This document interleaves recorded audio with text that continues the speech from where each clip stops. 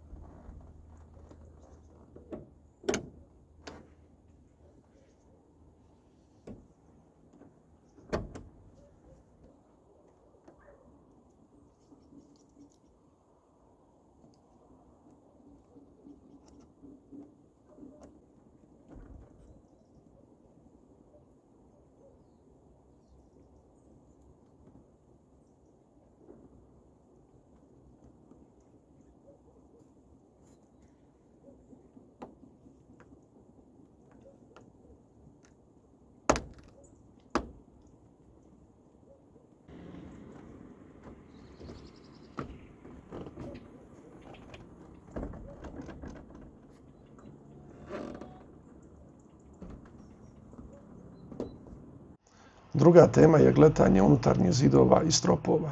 Zidne i stropne plohe su prethodno grubo žbukane da bi se preko njih ugradio impregnirajući sloj te bazično bijelo ljepilo za izravnavanje površina. Na tako pripremljene površine izvršeno je dvostruko gletanje s brušenjem te impregnacijom i bojanjem.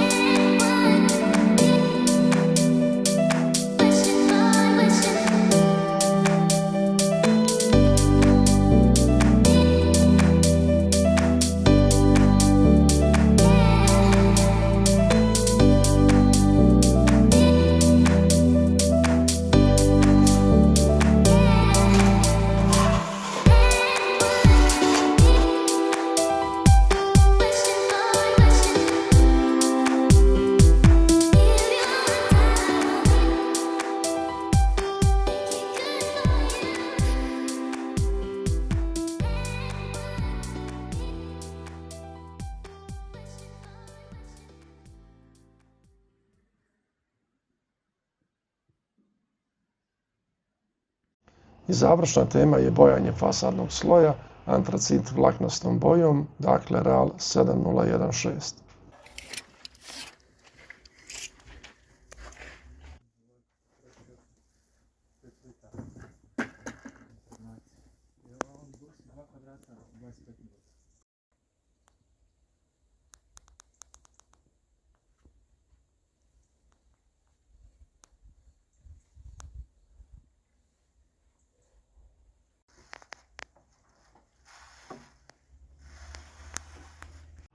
Lijep pozdrav i vidimo se u narednoj epizodi, a tema novog videa su vanjske žaluzine.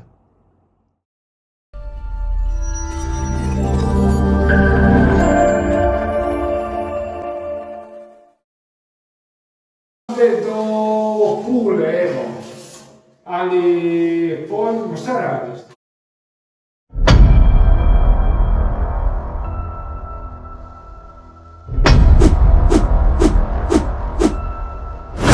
Pozdrav svima!